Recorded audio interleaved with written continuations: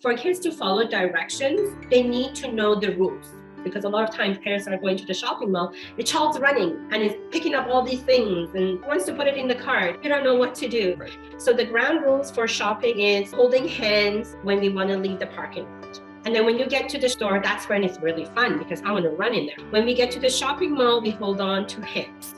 When we're in the store, we hold on to the cart.